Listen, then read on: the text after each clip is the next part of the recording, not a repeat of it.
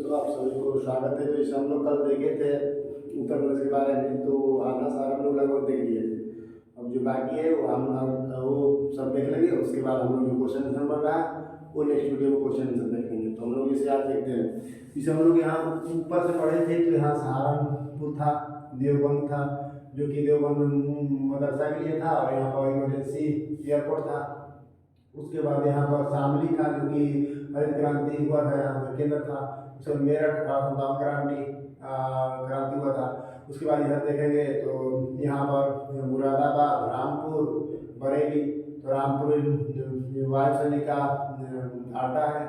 और उसके बाद यहाँ रामपुर देखेंगे तो चाकू के लिए प्रसिद्ध था। मुरादाबाद पीतल उद्योग था।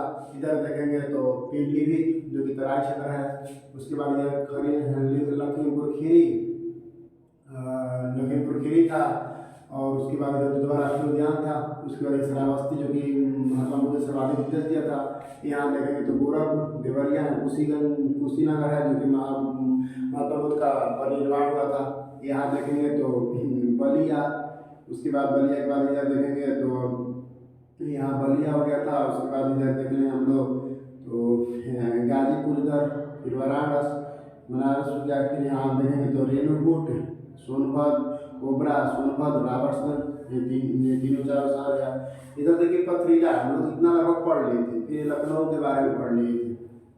तो जिसे रेणुकूट जो है कि जो कि एल्युमिनियम उद्योग है, तो वहाँ रेणुकूट में हिंडाल्को कंपनी है, तो एल्युमिनियम का कारखाना भी है वहाँ पर और भारी मात्रा में। उसके बाद देखिए जो रिहन डैम था, तो गोविंद क्योंकि वहाँ उस समय के राष्ट्रपति थे तो गोविंद बल्लभ पंत, उन्हीं के नाम से तो वहाँ का झील जो गोविंद बल्लभ पंत सागर झील के नाम से है, वो अपने नाम से वहाँ है। जब रिहन डैम बना, बहुत बड़ा डैम है, तो जब पानी जमा होगा तो उसी झील को नाम गोविंद बल्लभ पंत के नाम से जाना जाता है। वो अपने नाम से रखेंगे। फिर यहाँ रेणुकूट है, यहाँ लखनऊ देख लिए थे। तो हम लोग लखनऊ के बारे में, तो लखनऊ नवाबों का शहर कहा जाता है। फिर भूल भुलैया भी यहाँ पर है। उसके बाद उत्तर प्रदेश की राजधानी भी लखनऊ है। और उसके बाद इधर बाराबंकी कोई नहीं है। फिर अमेठी देखेंगे तो अमेठी राहुल गांधी का संसदीय क्षेत्र था। इस समय वो वहाँ से उठते थे, और सोनिया गांधी स्मृति ईरानी हो गई है। फिर उसके बाद रायबरेली है इधर, तो रायबरेली सोनिया गांधी का संसदीय क्षेत्र है, वहाँ से इलेक्शन में खड़ा होती है। तो ये हम लोग देख लिए। फिर उसके बाद इधर देखेंगे तो इधर मिर्जापुर और भदोही, ये दोनों कालीन उद्योग के लिए प्रसिद्ध है। मिर्जापुर और भदोही, यहाँ कालीन उद्योग जो नहीं देखते हैं कहीं कहीं, जिस जमीन में नीचे बिछाया रहता है, तो वहाँ कालीन उद्योग बहुत प्रसिद्ध है। वहाँ बहुत मात्रा में अच्छा क्वालिटी के भी होता है। पूरे भारत में प्रसिद्ध है। कहीं भी आप इसे देखेंगे, शादी विवाह या कोई बड़ा आदमी आ रहा है जैसे मोदी जी या चाहे कोई भी, तो कालीन बिछाया रहता है कि जमीन पर लोगों का पैर ना पड़े, तो कालीन यहीं से होता है। यहाँ एक मिर्जापुर फिल्म भी थी, तो उसके बारे में जानकारी नहीं है, पर सुने हैं किसी के मुँह से।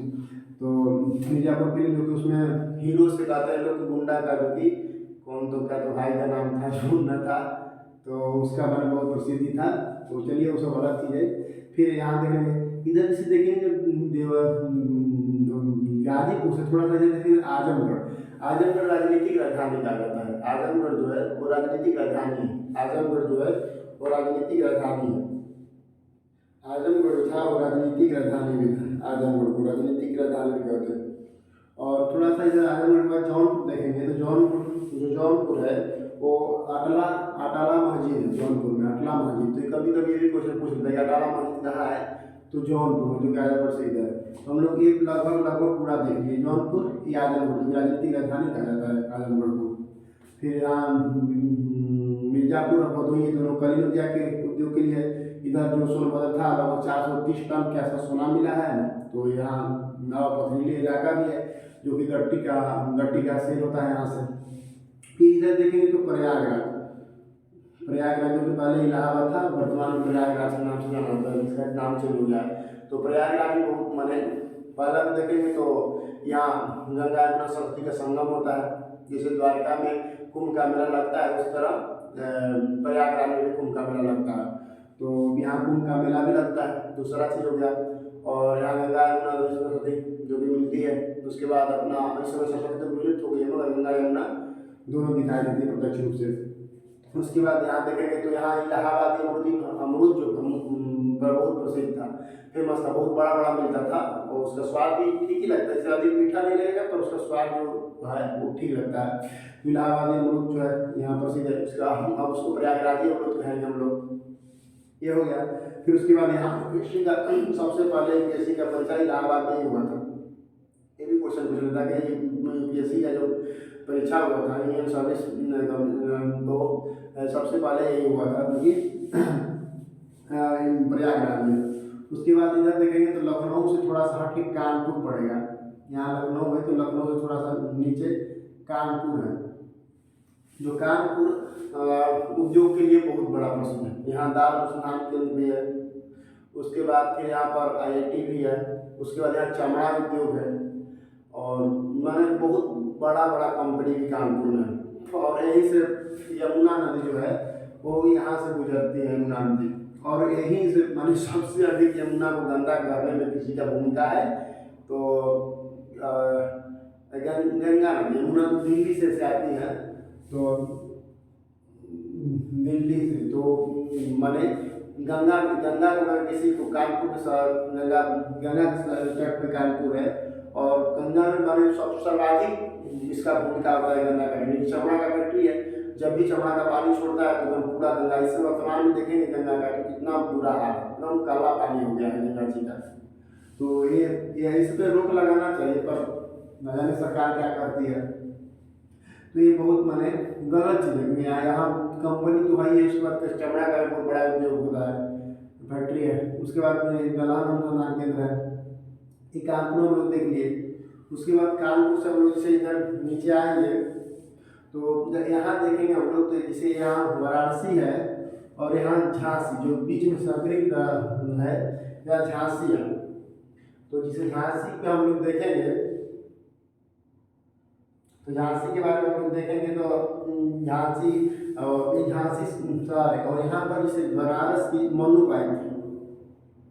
मनुबाई थी और यहाँ गंगाधर थे। यहाँ तो इनकी शादी जैसे मनुबाई की शादी गंगाधर से हो गई।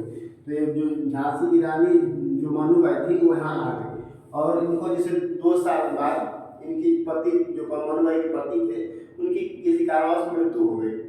अब मृत्यु हो गई तो ये अपना दूसरी शादी भी नहीं की। पहले के लोग उतना शादी और दूसरा नहीं करते थे, आज के लोग ना मान लीजिए कर रहे हैं। तो ये अपना वो शादी जिसे ये शादी भी नहीं की तो इनका पुत्र भी नहीं हुआ क्योंकि 2 ही साल बाद इनकी पति की उम्र है। तो अब इनको झांसी शहर था तो अब झांसी की रानी से जाने लगे। मनुबाई वहाँ की थी, माने इनका नाम बनारस से थी तो मनुबाई कहा थी। तो जब यहाँ पति का मृत्यु हो गया तो फिर मनुबाई झांसी की रानी के नाम से जाने लगी। अब इन्होंने जैसे अब इनको अगला सोचे कि माने हम किसको राज दें, अपना बड़ा राज था तो अब अपना ही दत्तक पुत्र ले ली। जो इसको आप किसी की गोद ले लेंगे तो गोद लेना को पुत्र को दत्तक पुत्र कहेंगे, तो दत्तक पुत्र ले ली। तो अब ये जैसे उस समय डलहौजी का शासन हो गया। तो डलहौजी कहा कि नहीं किसी आपका राज आपका पुत्र नहीं तो राजा अपना आप नहीं करेंगे। तो कहा हम किसको दो, तो कहा डलहौजी कि हम है ना, तो कहा तुमको बताते हैं। तो झांसी की रानी मैंने इसको तब तक इसका अचानक ट्रांसफर हो गया, चला गया। उसको कैनिंग आया तो बेचारा फंस गया। कैनिंग खूब कचराया। तो कैनिंग के जानते के बाद उसके बाद कैप्टन फिरोज आ गया। अब कैप्टन फिरोज के साथ इनके लड़ते मृत्यु हो गई झांसी की रानी की। और इतना जिसे शक्तिशाली झांसी की रानी का इन सब के अंदर डर था कि जिसे मरने के बाद भी कोई नहीं जाता था उनके पास, या अंग्रेज नहीं जाते थे और क्या जिंदा हो तो फिर से मारने लगे। इतना क्योंकि एक कविता भी है ना कि झांसी की खूब लड़ी मर्दानी हो तो झांसी वाली रानी थी, बुंदेलखंड वालों की हमने सुनी कहानी थी। तो ये झांसी की रानी की बहुत ही माने औरत होकर बहुत भूमिका निभाई थी। और कई राउंड मरने के बाद भी अंग्रेजों की हिम्मत नहीं थी कि उनके सामने जाए। ये झांसी की रानी की थी।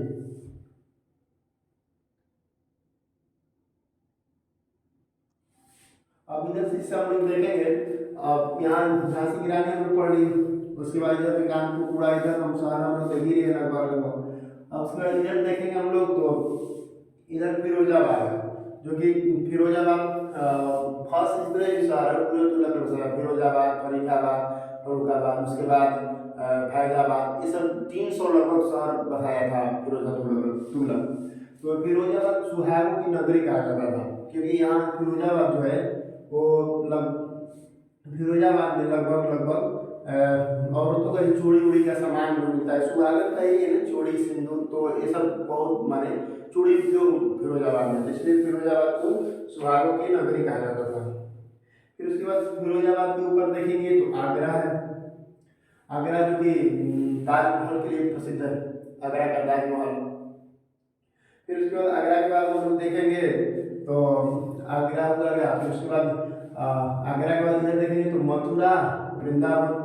मथुरा और वृंदावन दोनों एक ही जगह है आसपास, जो भगवान कृष्ण के जन्मभूमि है और उन्हीं संबंधी की जन्मभूमि पूछेगा नहीं पूछेगा, पर ये मथुरा जो है तेल सोना का खाना है, क्योंकि समुद्र से जब तेल निकाला जाता है तो उस वक्त बहुत गाढ़ा होता है तेल, क्योंकि समुद्र से निकाला उसको मैंने उसको रिफाइनिंग किया जाता है, तब काम में आता है, जैसे उसका पूरा पार्ट आएगा, जैसे वो खराब निकलता है तो जो भेसलीन उसमें बनता है, ये सब भी काम में वो खराब हुआ जो कि मैंने रिफाइनिंग करने में जो बचता है वो भेसलीन उसमें बनाने में काम आता है।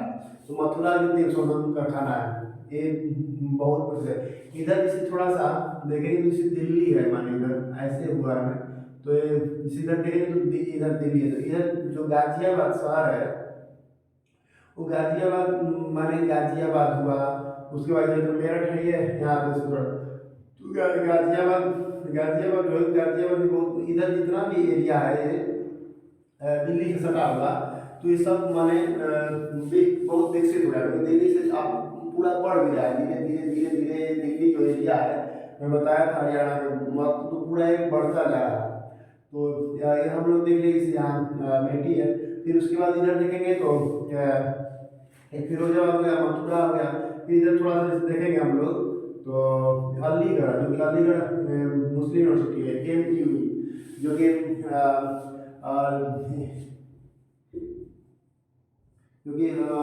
अलीगढ़ मुस्लिम यूनिवर्सिटी, जो कि जैसे यहाँ बनारस ये जो था उसी तरह वहाँ भी यहाँ अलीगढ़ यूनिवर्सिटी है, अलीगढ़ में।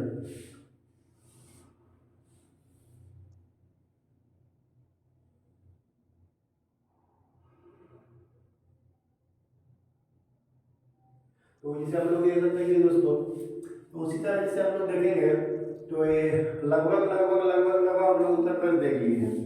अब ये जैसे हम लोग देखेंगे कि अब इसको भी से ना इधर के एरिया को पूर्वांचल करते हैं, इतना एरिया पूर्वांचल उतना डेवलप नहीं है, क्योंकि इधर लगभग ना लगभग भाषा जो है लगभग पूरी ही समझ है, इधर पूरा जितना लोग बोलते हैं तो लगभग पूरी समझ है इधर पूर्वांचल।